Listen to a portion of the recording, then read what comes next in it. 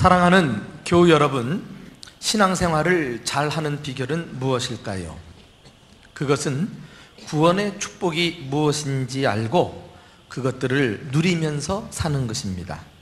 예수님 믿기 전과 믿은 후가 무엇이 다른지 그 차이점을 알지 못한다면 신앙생활을 제대로 해낼 수 없습니다. 믿음의 성장도 기대하기 어렵습니다. 하나님은 구원받은 우리에게 단지 천국만을 약속하지 않았습니다. 천국 말고도 여러 가지 구원의 축복들을 약속해 주셨습니다.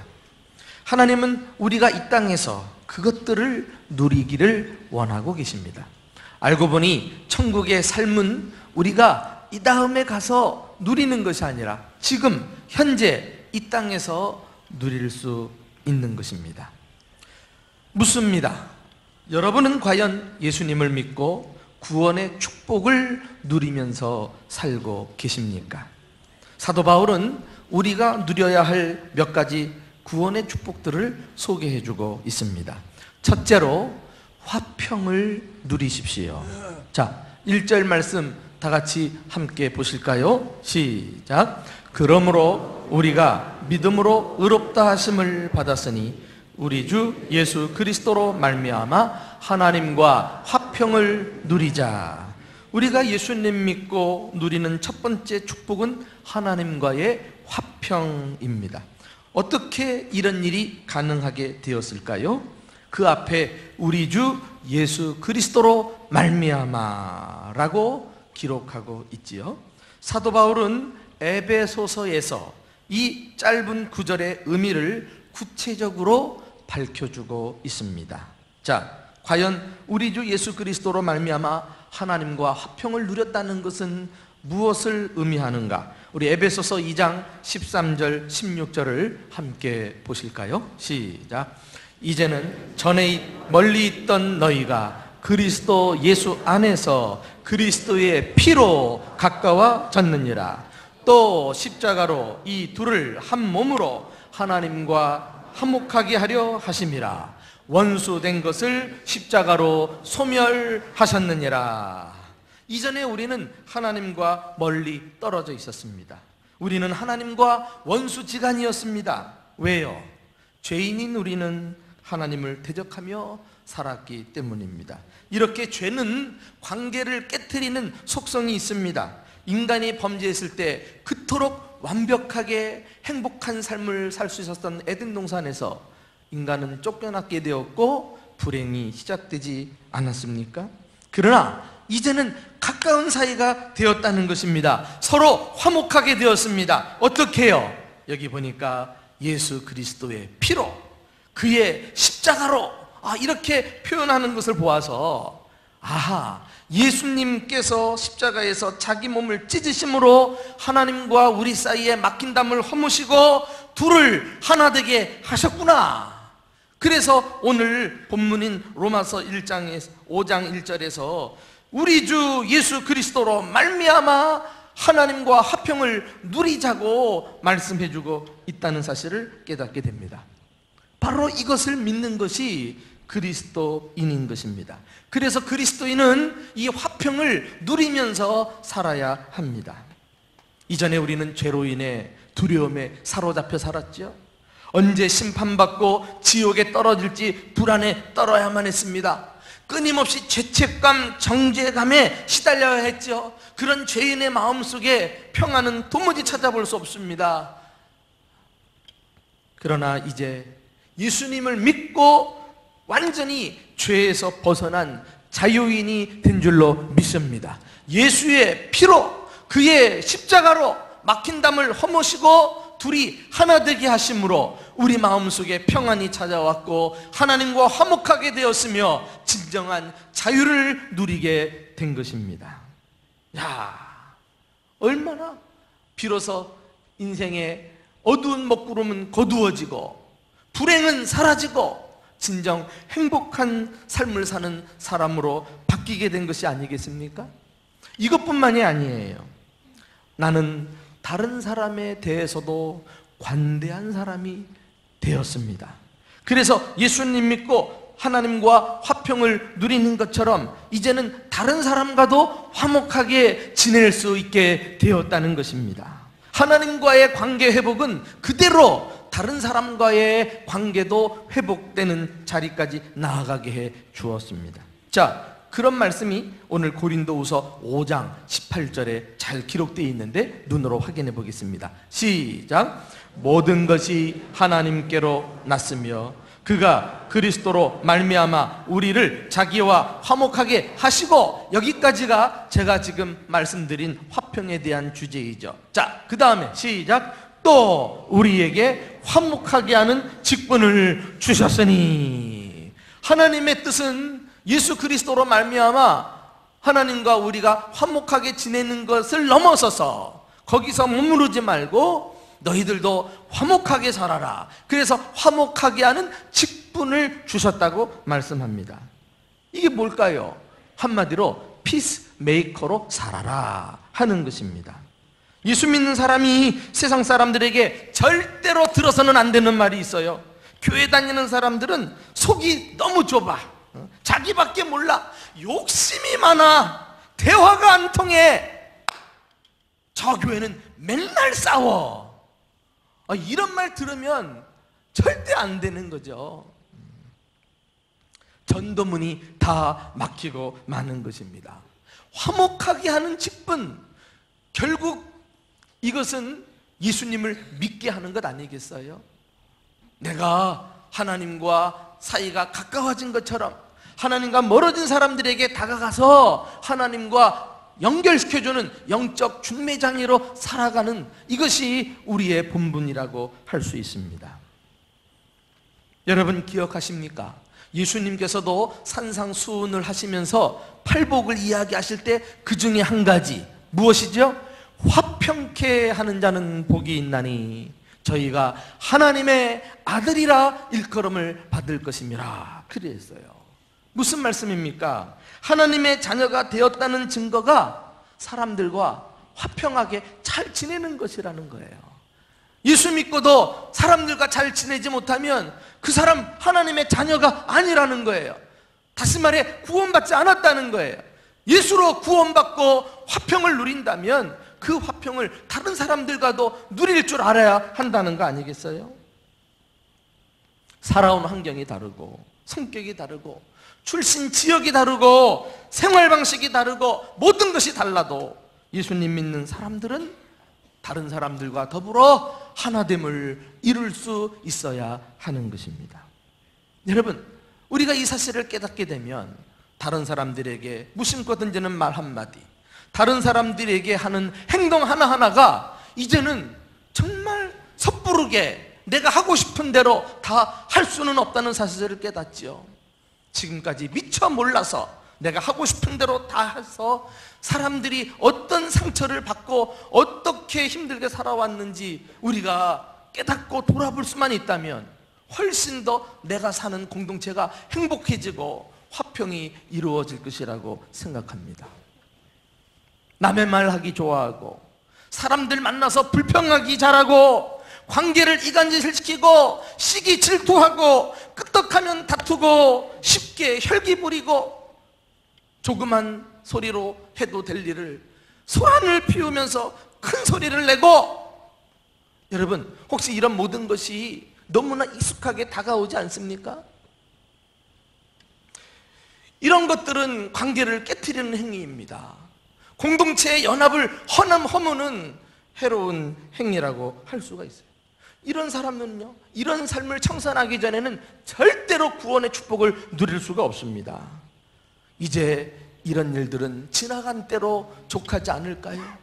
예수 믿고도 이전의 삶을 그대로 답습해 온다면 우리는 오늘 이 말씀 앞에서 내가 어떤 자인가, 예수 그리스도의 피로 하나님과 화평하게 되었으며 화목케 하는 직분을 받은 자가 아닌가.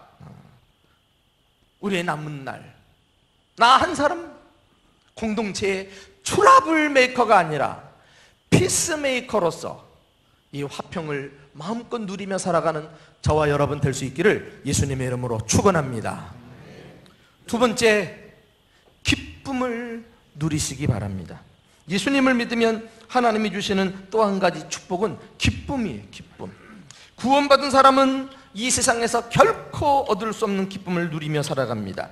하나님이 주시는 기쁨은 이 세상 기쁨과는 차원이 다르기 때문에 그렇죠. 자, 그 내용이 오늘 본문 2절에 나와 있습니다.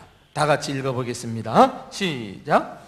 또한 그로 말미암아 우리가 믿음으로 서 있는 이 은혜에 들어감을 얻었으며 하나님의 영광을 바라고 즐거워하느니라. 여러분, 이 짧은 구절 가만히 놓고 보시면은요, 구원이 무엇인가 잘 정의해 놓고 있어요.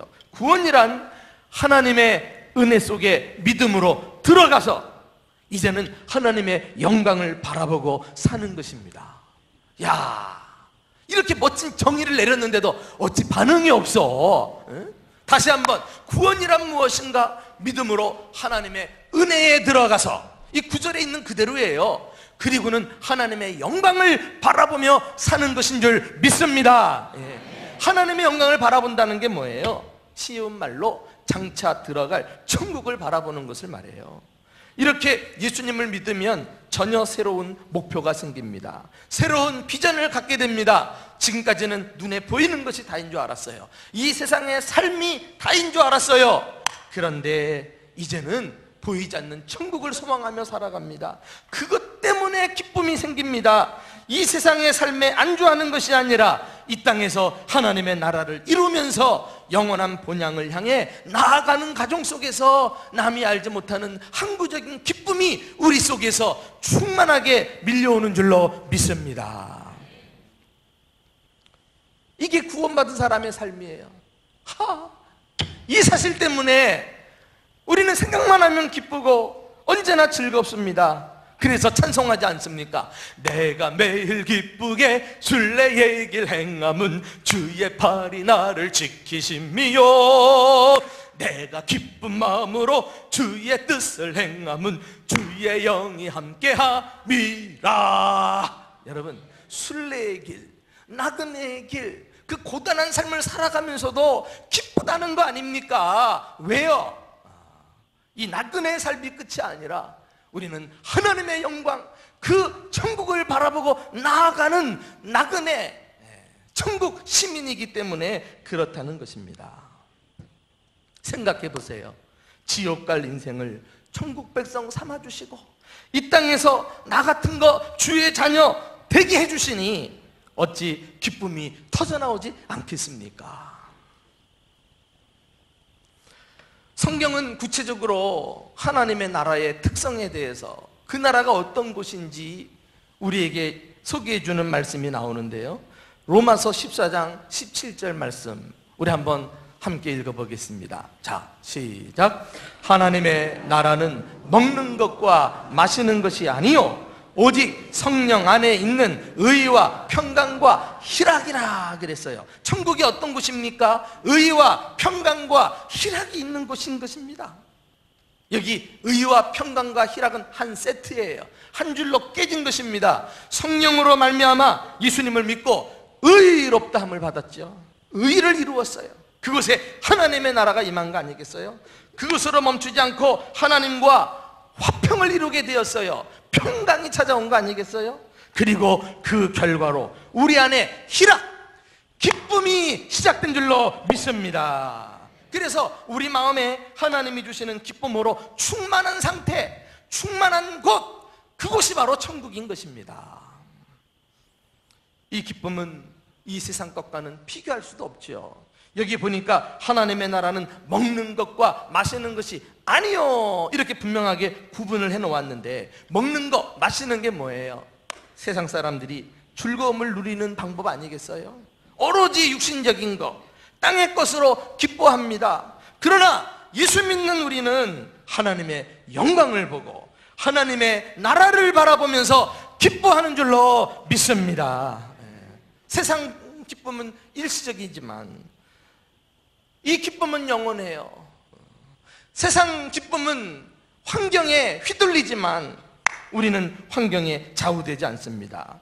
또 좋은 일뿐만 아니라 환난 중에도 기뻐하는 그런 기쁨인 것입니다.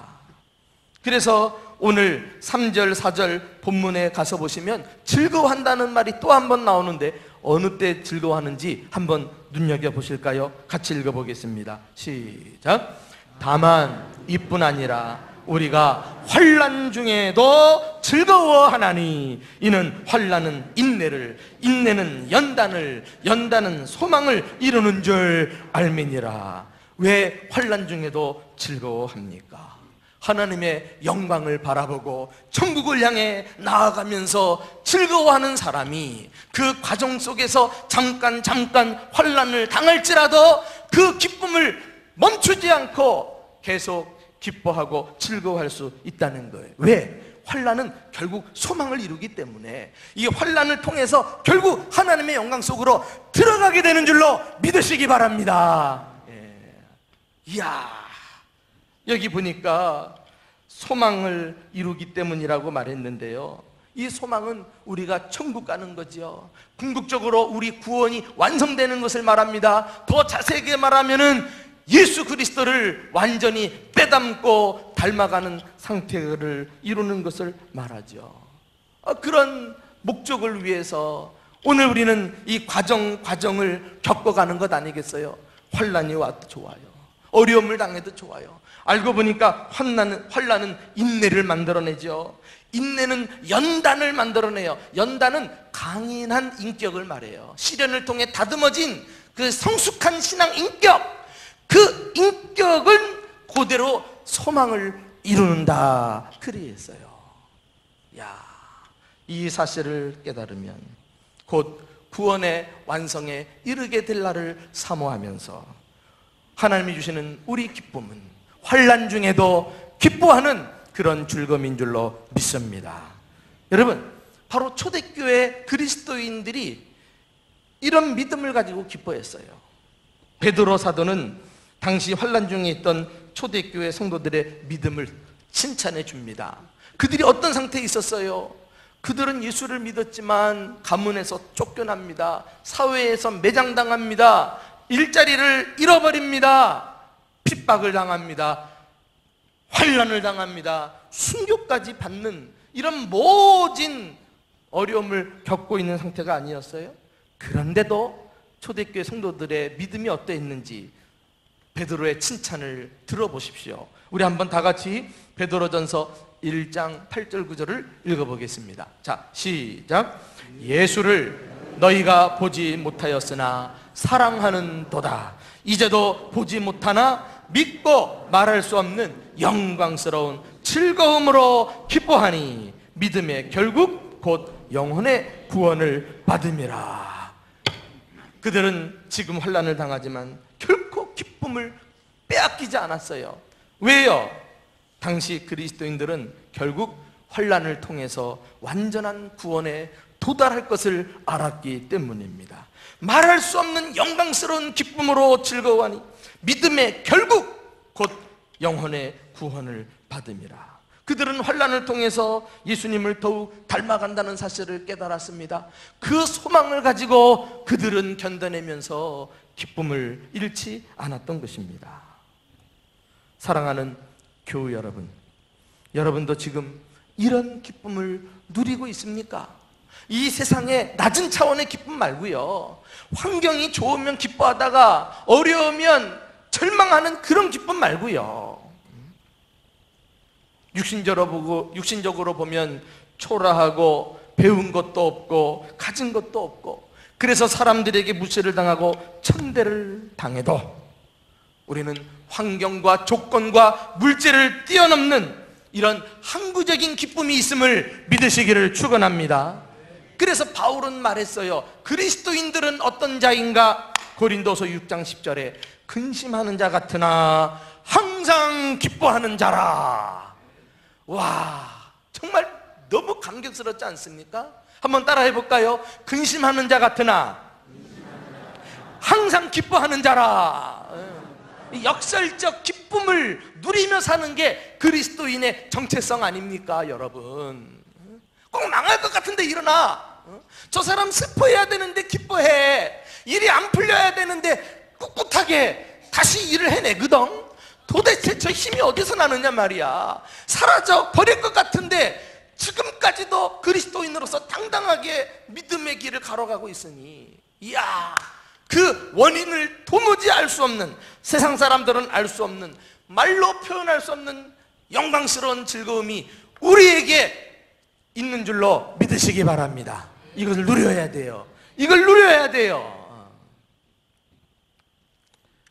바라기는 혹 이 가운데 이 사실을 미처 깨닫지 못하고 그 과정 속에 잠시 겪는 어려움으로 인해서 근심과 걱정으로 가득 차서 어두운 마음을 가지고 온 교우들이 계신다면, 오늘 이 말씀으로 힘을 얻어서 참된 기쁨을 회복하고 이 기쁨을 마음껏 누리며 살아가는 우리의 삶이 될 수 있기를 예수님의 이름으로 축원합니다. 마지막으로 사랑을 누리시기 바랍니다. 예수님 믿는 사람이 누리는 마지막 구원의 축복은 하나님의 사랑인 것입니다. 자, 오늘 본문 5절 함께 읽어보실까요? 시작. 소망이 우리를 부끄럽게 하지 아니함은 우리에게 주신 성령으로 말미암아 하나님의 사랑이 우리 마음에 부은 바 됨이니. 여러분, 하나님의 사랑은 어떤 사랑입니까? 하나님께서 당신의 사람들을 끝까지 책임지는 사랑, 예수 믿는 사람들을 천국에 이를 때까지 돌보시는 사랑 아닙니까? 이 변치 않는 영원한 사랑, 풍성한 사랑 때문에 우리는 구원을 확신할 수 있는 것이며, 남이 뭐래도 또 혼란을 당해도 끝까지 소망을 가지고 하나님의 영광에 들어가려고 몸부림치는 것입니다. 소망이 우리를 부끄럽게 하지 않는 이유가 뭐예요? 이 부끄럽게 한다는 건 우리가 가진 소망이 우리를 실망시키지 않는단 말이에요. 반드시 그 소망은 이루어질 거예요. 그게 무엇 때문에 그래요? 하나님의 사랑이 우리를 붙들고 지키시고 있기 때문인 줄로 믿습니다.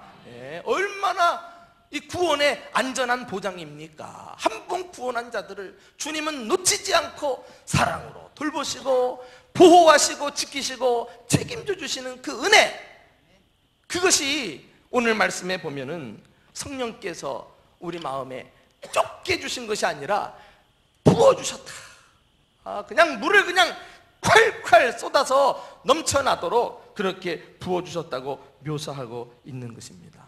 그러니까 구원받은 사람은 예수 믿고 이 사랑을 당연히 누려야지요. 내 삶 속에서 흘러 넘쳐 나가게 해야지요. 사도 바울 같은 사람은 그 모진 어려운 일들 감당하면서도 이 하나님의 사랑 붙들고 이길 수 있었다니까. 사명 감당할 수 있었다니까. 그리고 수시로 이 사랑 생각하면 감격해서 그는 찬양을 했어요. 어떻게 해요? 로마서 8장 38절 39절. 우리도 바울과 같은 심정을 가지고 함께 하나님의 사랑을 노래해 볼까요? 자, 같이 고백합시다. 시작.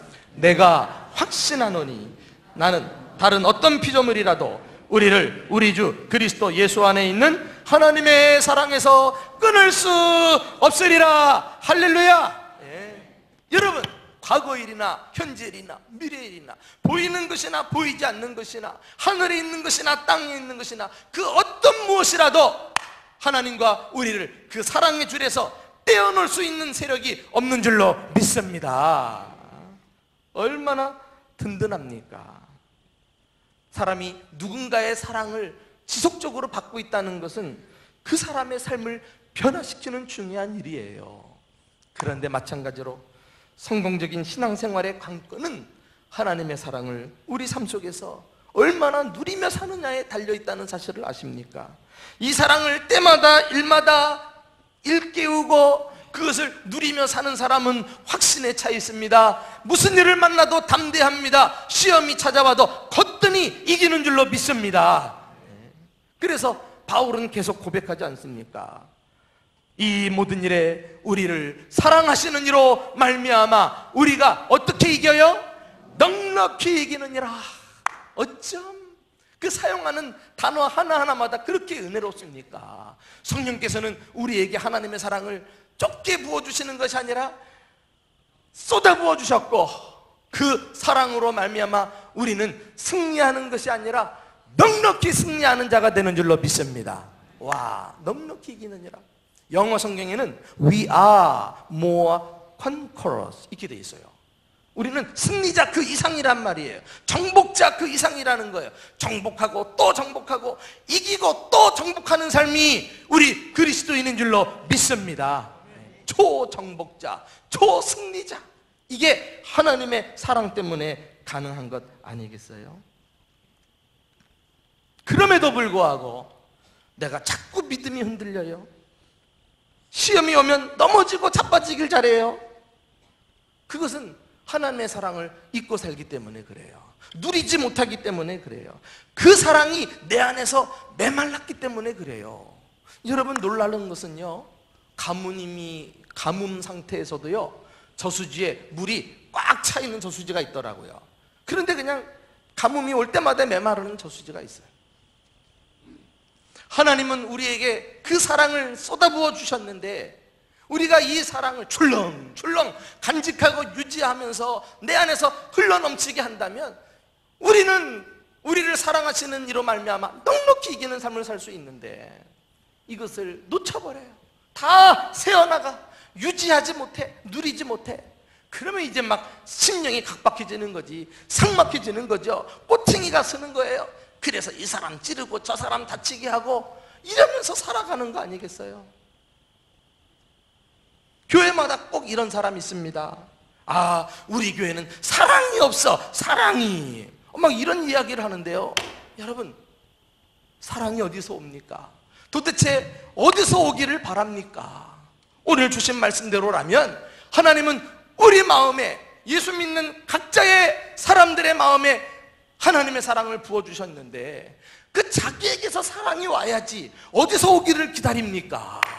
문제는 자기에게 있는 거예요. 기억하십시다. 교회는 하나님의 사랑으로 충만해진 사람들이 모인 공동체이기 때문에 교회 안에는 저수지에 물이 가득 차 있는 것처럼 하나님의 사랑으로 넘쳐나는 곳인 줄로 믿습니다. 그 사랑을 교회 안에 모든 성도들과 나누고 말이죠, 이제는 세상 밖으로까지 흘러나가게 해야 되지 않아요? 이것이 교회 사명이란 사실을 아십니까? 여러분에게 도전합니다. 여러분은 예수님 믿고 이런 하나님의 사랑으로 충만하십니까? 이 하나님의 사랑을 누리고 계십니까? 혹이라도 그렇지 않다면 우리는 하나님의 사랑을 회복하는 방법을 찾아야 될 것입니다. 먼 옛날 초대교회 가운데 에베소 교회가 있었죠. 에베소 교회는 다른 모든 것 잘해놓고도 예수님께 한 가지 때문에 책망받은 교회예요. 너희 첫사랑을 잊어버렸노라. 첫사랑을 회복해라. 오늘 우리는 어떻게 이 사랑을 회복할 수 있을까요? 그 방법이 본문 마지막 절인 8절에 나와 있어요. 자, 우리 한번 다 같이 한 목소리로 읽어보겠습니다. 자, 시작. 우리가 아직 죄인 되었을 때에 그리스도께서 우리를 위하여 죽으심으로 하나님께서 우리에 대한 자기의 사랑을 확증하셨느니라. 할렐루야. 예수님의 십자가를 바라보면 하나님의 사랑을 회복하게 되는 줄로 믿습니다. 여러분, 내가 도대체 어떤 자예요? 우리가 아직 죄인 되었을 때에, 우리는 죄인이 아닙니까? 멸망받아 죽을 마땅한 죄인이 아닙니까? 그런데 예수님이 어떻게 하셨습니까? 우리를 위하여 죽으셨대요. 대신 죽으신 분이 예수님이 아닙니까?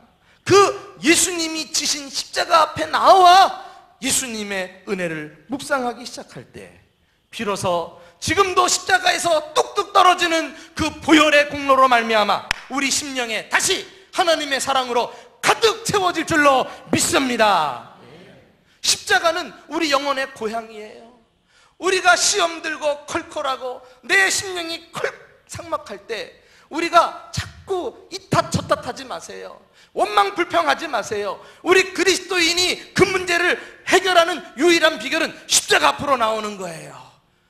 주님 앞에 손을 들고 부르짖어 도움을 요청하세요. 주님, 내가 죽을 것 같아요. 나 이렇게 살 수 없어요. 내가 은혜가 바닥이 되고 바닥이 나고 사랑이 메말랐어요. 다시 십자가의 은혜를 붙잡습니다. 주님 앞에 사력을 다해 몸부림치세요. 그렇게 하면 주님께서 그 영혼 어루만져 주시고 그 빈 심령 속에 주님의 사랑을 가득 부어 주실 줄로 믿습니다. 우리 그리스도인은 그렇게 문제를 해결받고 살아가는 거예요. 사람하고 다투는 게 아니에요. 충돌하고 갈등하고 긴장하며 사는 게 아니에요.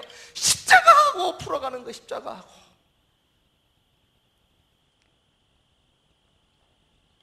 나는 올 한 해 여러분들이 자주자주 십자가를 묵상하고 십자가 앞에 나와서 여러분들 심령에 십자가를 꽂고 십자가를 바라보고 하나님의 사랑으로 넉넉히 이기는 삶을 사시기를 예수님의 이름으로 축원합니다. 십자가 십자가 내가 처음 볼 때에 나의 마음의 큰 고통 사라져. 오늘 믿고서 내 눈 밝았네. 참 내 기쁨 영원하도다. 우리 한번 다 같이 불러봅시다. 만왕의 왕. 만왕의 왕 내 주께서 왜 고초 당했나. 이 벌레 같은 날 위해 그 보혈 흘려 내 십자가 십자가 십자가 십자가 내가 처음 볼 때에 나의 맘에 큰 고통 사라져. 오늘 믿고서 내 눈 밝아한데 참 내 기쁨 영원하도다. 바라기는 우리 교회도 또 여러분의 삶도 날마다 십자가를 자랑하고 십자가의 은혜를 구하고 십자가 앞에서 살아가는 공동체가 될 수 있기를 주님의 이름으로 축원합니다. 예수님 믿고 구원의 축복을 누리면서 살고 계십니까? 과연 여러분의 마음은 화평으로 가득합니까? 기쁨으로 넘쳐나십니까? 사랑으로 충만하십니까? 부디 하나님과 이웃과 더불어 화평을 누리며 사는 성도들이 되시기를 축원합니다. 부디 환난 중에도 천국 소망을 바라보고 기뻐하면서 살아갈 수 있기를 축복합니다. 그리고 부디 성령께서 내 마음에 부어주신 엄청난 하나님의 사랑에 붙들려서 이 사랑을 누리며 감격하며 살아가는 저와 여러분이 될 수 있기를 예수님의 이름으로 축원합니다.